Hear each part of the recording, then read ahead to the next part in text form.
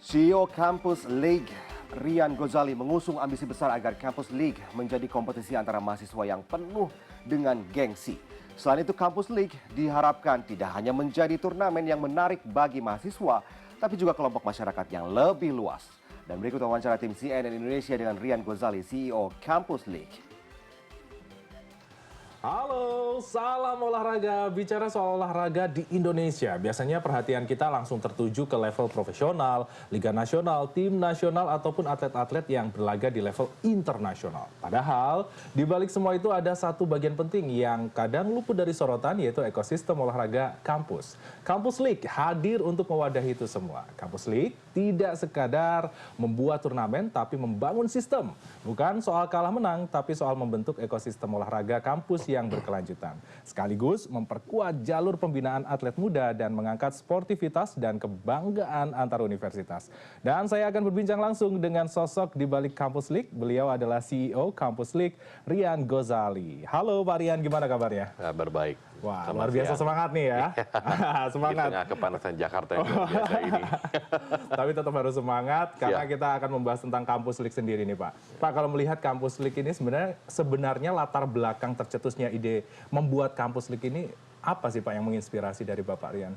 Sebenarnya saya merasa ada sedikit kesenjangan di dunia pembinaan olahraga ya. Jadi kita memang ada, seperti Bapak tadi bilang, banyak kan ngomong langsung pro atau dari level SD, SMP, SMA gitu kan. Tapi sebatas itu saja. Kita tidak reinventing the wheel ya. Tapi ini sebenarnya sudah banyak dilakukan di beberapa negara maju seperti di Amerika Serikat. Jadi di Amerika Serikat ada yang namanya NCAA. Itu sebuah liga kampus yang berjalan secara nasional, multi cabang dan bahkan berlevel-level divisinya. Dan karena mereka bisa menjalankan itu dengan baik, ini menjadi sebuah trickle down effect untuk pembinaan ke level SMA, SMP, SD untuk mengencourage orang-orang untuk bisa berolahraga, mengejar passion mereka di dunia olahraga tanpa khawatir akan masa depan mereka. Karena mengharuskan mereka untuk kuliah itu, kalau memang jago banget bisa menjadi pemain nasional, pemain profesional. Atau kalau misalnya jago saja tapi tidak sampai level tertinggi, minimal dapat S1. Iya, gitu. itu dapat bonusnya lah ya ibaratnya. Nah, kalau ketika sudah tercetus ide itu, Campus League tercetus, sebenarnya kalau kita melihat ekosistemnya sendiri, ekosistem olahraga di Indonesia itu seperti apa sih Pak, kalau Pak Rian melihat? Kalau saya bilang memang di Indonesia sebenarnya olahraga belum bisa dibilang profesional. Ini masih amatir, semi profesional di beberapa cabang olahraga. Karena memang banyak orang juga masih melihat olahraga itu bukan sebagai kesempatan tapi kadang sebagai beban, sebagai expenses gitu ya. Padahal kalau kita kelola dengan baik, kita semua tahu gaji-gaji atlet di luar negeri seperti apa, pendapatan liga, pendapatan tim itu sudah millions and millions of dollars gitu kan, bahkan beberapa sudah triliun gitu. Jadi kita melihat ini PR-nya masih banyak, makanya kita kalau dari sisi Campus League kita ingin membuat fondasinya dulu sebelum yang lainnya bisa terbentuk di atas fondasi ini. Ya, sepakat. Karena memang basicnya a journey of 1,000 miles always start by single step. Jadi dari dasarnya dulu nih, biar nanti makin menjulang makin bagus lagi. Nah, kalau kita berbicara tentang Campus League ini sebenarnya lahir dari passion pribadi terhadap olahraga atau sekaligus juga menjadi peluang industri juga Pak ke depannya. Kalau Bapak melihat seperti apa?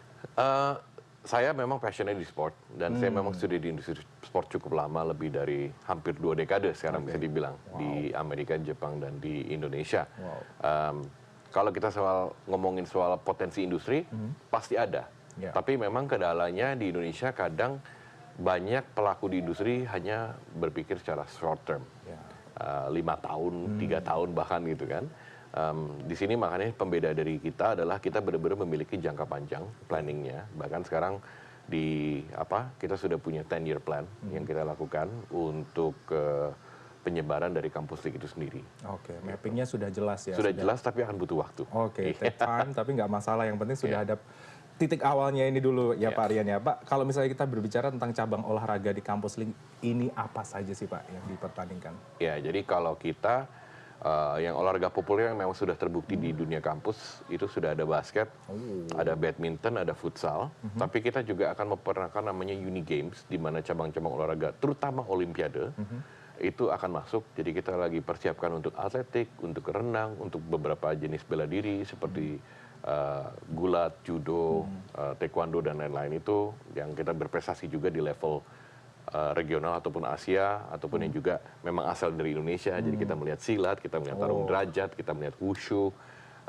Jadi kita lebih mengarah ke situ, panjat tebing, archery gitu. Wih, lengkap ini potensi-potensi yang harus dikembangkan ya. Betul. Dari situ. Kalau kita berbicara tentang sistemnya sendiri, nah bagaimana sistem kompetisi ini disusun dari seleksi kampus peserta hingga format pertandingannya nanti akan seperti apa? Mungkin bisa dijelaskan. Kita ada 3 fase saat ini. Untuk 10 tahun pertama ini kita ada 3 fase.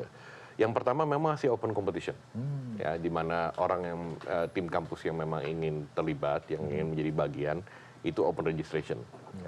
Asal daftar bisa gabung. Tapi setelah musim ketiga kita harapkan bisa ada sistem home and away, dan nanti setelah musim kelima kita mulai harapkan adanya membership system, di mana kita lebih menilai dari kampus-kampus yang memang punya hati dan ingin berkomitmen untuk investasi ke dunia olahraga di kampus. Kita sama-sama bikin ekosistem ini, dan kita ingin mengubah persepsi orang dari mana ini tadinya sebagai expenses, malah menjadi revenue generating. Tapi balik lagi, untuk mencapai tahap itu kita butuh waktu dan kita butuh konsistensi, dan itu yang kita akan janjikan. Ya, itu proses dan konsisten itu adalah kuncinya ya, Betul. Pak. Ya. Lantas kalau kita berbicara lebih lanjut, apa yang membuat Kampus League ini berbeda dengan kompetisi-kompetisi lainnya, Pak? Iya. Jadi orang suka nanya gitu kan, kadang-kadang karena mereka tahu saya di dunia olahraga gitu. Ini Indonesia gimana caranya supaya kita bisa perform? Ya. Terutama dari sisi pembinaan, karena kita talentnya kadang on and off gitu. Kalau menurut saya yang paling penting kalau dari aspek pembinaan, kita jangan nggak usah ngomongin coach terbaik dunia, nggak perlu. Kita nggak usah ngomongin macam-macam lah gitu. Ya. Yang paling perlu adalah konsistensi. Yes. Nah, di Kampus League, karena kita ya sudah punya sedikit reputasi, saya juga sudah punya pengalaman yang cukup banyak di dunia olahraga, bukan hanya di Indonesia saja. Kita memang sudah berhasil meyakinkan beberapa sponsor. Jadi 70% dari inventory sponsor kita sudah terkomit. Mereka mau sponsorin event kita sepanjang 30 tahun ke depan. Jadi beda yang utama dari kita, saya di sini melakukan sebuah mendesain policy kita, itu sudah dengan frame of mind yang sangat jangka panjang. Jadi kita tidak buru-buru, kita tidak rush things, kita nggak cepet-cepetin demi untuk mengejar survival dan lain-lain. Kita benar-benar memikirkan aspek pembinaannya yang jangka panjang. Ya, ini bagus nih. Sebenarnya kalau misalnya sesuatunya sudah terplanning dengan baik, itu akan jadi hasilnya lebih maksimal. Amin. Nah, Pak Rian, kalau kita berbicara tentang peran Kampus League sendiri, bagaimana Anda melihat peran Kampus League ini dalam rantai pembinaan atlet nasional? Ya, untuk setiap cabang olahraga agak beda-beda.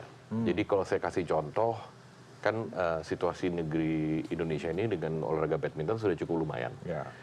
Dan olahraga badminton itu memang kalau kita lihat jadwal full atlet yang profesional itu bisa setiap bulan untuk luar negeri. Yes. Untuk Indonesian Open, untuk Japan Open, China Denmark, Open, dan Denmark Open dan lain-lain gitu kan. Mereka nggak kurang kompetisi gitu. Kalau kita di badminton kita arahnya justru menjadi reserve league, di mana orang yang mungkin di pelatnas mungkin slotnya hanya ada 40 orang. Nah, yang ke-41 kan kena potong. Tapi kalau ditanding ulang, 41 rankingnya sama ranking 20, belum tentu 20 menang lagi gitu. Itu. Karena talent kita baik gitu. Nah, kita menyediakan Kampus League sebagai reserve league, di mana nomor 41 sampai 100 ini tetap ada destinasi untuk mereka bisa ikut kompetisi bergengsi, dapat S1 ya, supaya bisa berkompetisi lah, supaya dan kalau memang perlu dipanggil, mereka tetap masih bugar, mereka masih match fitnessnya masih tinggi dan lain-lain lah gitu. Tapi untuk cabang-cabang olahraga lain seperti basket, seperti futsal, olahraga tim terutama, kita bisa benar-benar menjadi rantai pembinaan yang fase terakhir. Karena disinilah mestinya kompetisi level tertinggi terjadi untuk adu taktik, adu insight of the games dan lain-lain. Di level mahasiswa itu kan masuk KU 23 gitu ya. Ini udah menjelang terakhir sebelum menjadi senior. Nah, ini langkah terakhir kita lah. Jadi kita harus menyediakan kompetisi level elit sebanyak mungkin jumlah kompetisinya dengan match yang berkualitas supaya mereka bisa mendapatkan jam terbang terbanyak lah. Jam terbang penting banget Oh, kalau buat sangat, atlet ya. Artinya itu bisa menambah kapasitas, selain itu Betul. juga kualitasnya Betul. ke depannya untuk bisa lebih upgrade skillnya. Nah Pak Rian, kalau kita berbicara tentang dukungan, ini sejauh ini yang dari Bapak terapkan terkait Kampus League ini, apakah ada dukungan dari kementerian ataupun juga asosiasi olahraga dalam perjalanan Kampus League sampai sejauh titik ini yang Bapak mappingkan sampai 30 tahun? Yang pasti dari setiap pengurus besar cabang olahraga masing-masing, kita pasti mendapatkan dukungan. Mereka pun juga menunggu-nunggu adanya Kampus League ini yang bergulir secara konsisten. Kita juga sudah dapat dukungan dari Kementerian Pendidikan Tinggi, kita juga sudah dapat dukungan dari KONI Pusat. Jadi semua yang kita butuh dukungan berhubungan dengan pembinaan sudah kita kantongi lah, saya ngomong. Tinggal dijalankan. Iya, tinggal ongoing aja ya, tinggal langsung dilaksanakan secara maksimal. Lantas kalau dari yang sudah diterapkan, respon dari pihak kampus dan juga mahasiswa terkait program Kampus League ini bagaimana Pak? Beberapa dari stakeholder kampus, itu kadang-kadang pelatih dan pemain, ada beberapa yang message saya, dan para pengamat olahraga juga, mereka sih sangat excited ya. Karena yang tadi saya bilang, kadang-kadang tuh, apalagi di level kampus, kadang-kadang ada, kadang-kadang enggak, kadang-kadang rame, kadang-kadang enggak rame, nggak konsisten. Nah itu yang kita ingin ubah, dan mereka tahu dengan backingan, dan saya juga sudah meng-announce kita secara dana sponsorship sudah aman gitu kan, jadi benar-benar ini akan konsisten, dan mereka sangat looking forward untuk itu. Oke, tentunya kita harapkan yang terbaik untuk Kampus League ke depan untuk membina atlet-atlet muda yang berkualitas sehingga bisa mengharumkan nama bangsa Indonesia. Pak Rian Ghazali, terima kasih atas waktunya bersama kami di CNN Indonesia. Salam sehat selalu untuk Anda. Sama-sama, thank you.